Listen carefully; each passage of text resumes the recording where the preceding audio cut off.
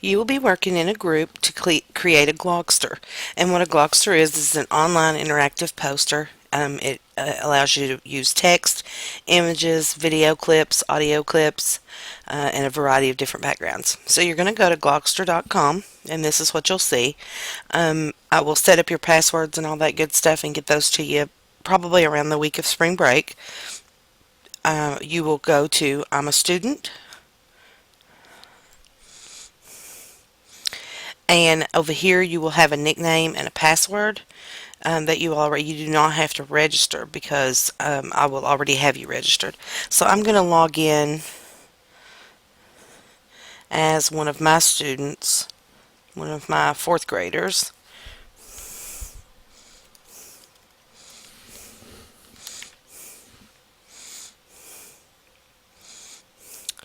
Okay, and this is what it's going to come.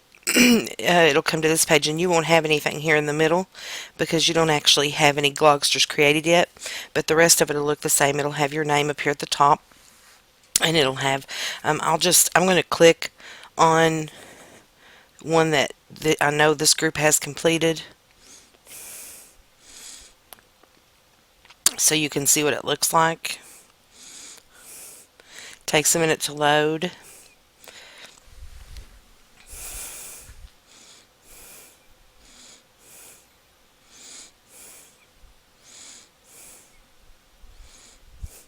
Okay, so it's all loaded now. This group did some research on hammerhead sharks, so they put the information that they found in these text bubbles all around the page, and they also added some pictures. And at the bottom, they've included a YouTube video, which I won't play because I don't even know if you'll be able to hear the sound. But that's kind of what their Glogster look like. Now you have to remember that this was a fourth grader who had limited time, so yours is going to look a little bit more professional than this. So we're going to go back to the main page, and you just click Glogster up at the top and it'll take you back to the page. If you click on Glogpedia up here at the top, it will take you to all kinds of Glogsters that you can look at to kind of see what people have done. And so you can see, like over here on this one, the California sample, there's a whole lot more information than what you saw on the hammerhead shark one. Like I said, they had a very limited amount of time to do that. So I'm going to show you now how to create one. So I'm going to go back to Glogster, click at the top. You just click right here where it says create a new glog,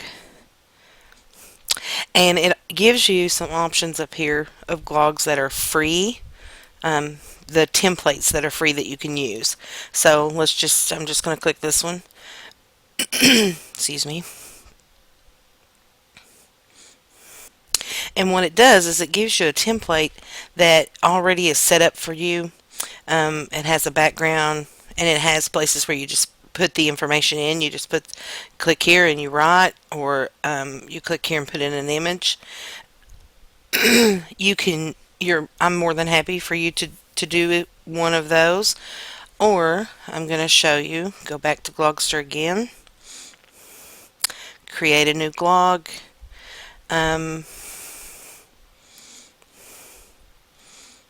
Well, usually right here it has oops, I hit the wrong button.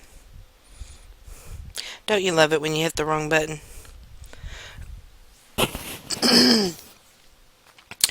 Here on the vertical and horizontal, you can choose one of those, and I think those are the ones that are pretty much blank. That's kind of what I wanted to show you. Okay, here's one that's pretty much blank. It just has a few things on it. You'll notice up here at the top you've got this toolbar. Sometimes that goes away and it's not there. Anytime you want it back, you just click up here on tools and that comes back for you. So if I want to add text on my glog, all I have to do is click the text, and then there's all these different bubbles that will come up, like all these text bubbles, and you can see down here that you can click and go through. Maybe you don't want an actual text bubble, maybe you want something else, so you can just go down through the different ones. And there's one called papers. There it is.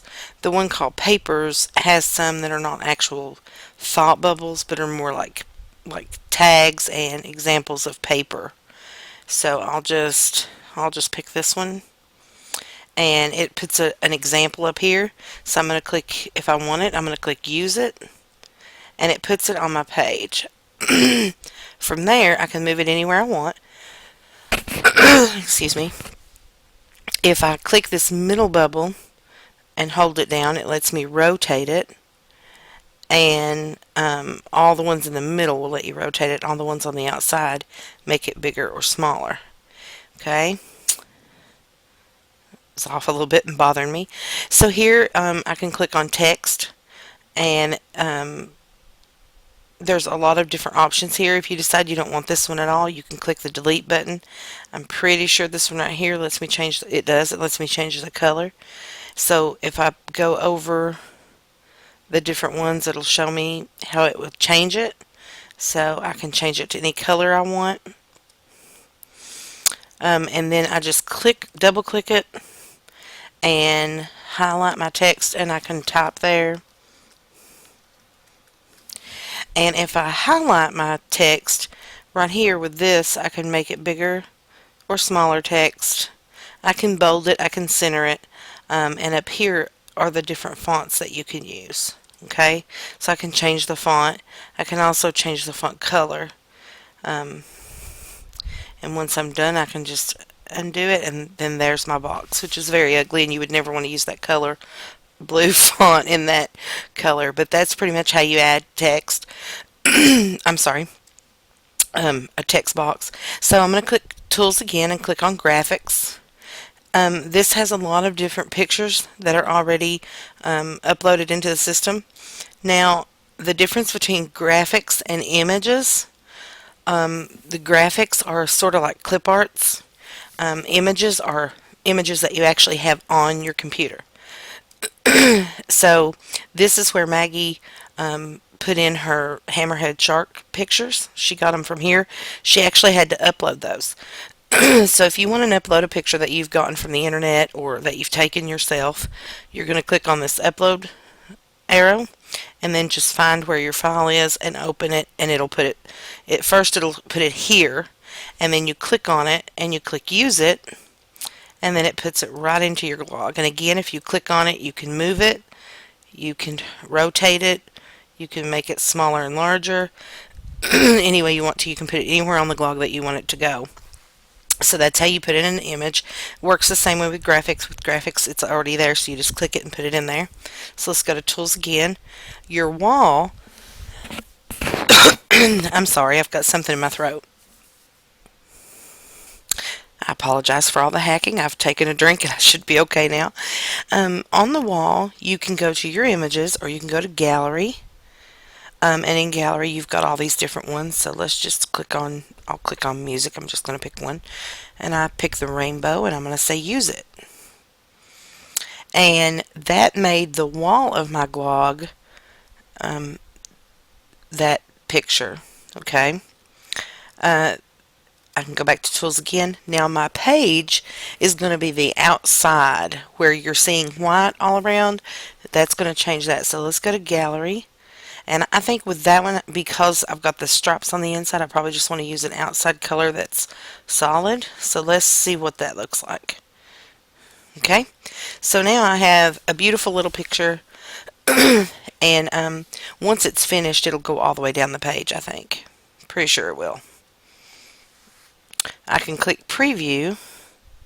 Oh, and this is what it's going to look like. So I guess it didn't go all the way down the page. Okay, so I'm going to close that. Oops. I want to continue editing.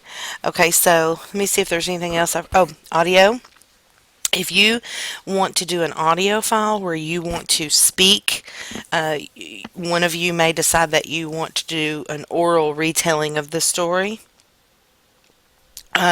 You can do that right here. All you have to do is use Audacity, which is a program that you just go to, I think it's audacity.com, and you can download it, and it'll let you, with a microphone, you just talk, and it'll save your voice, and then you'll have an audio image.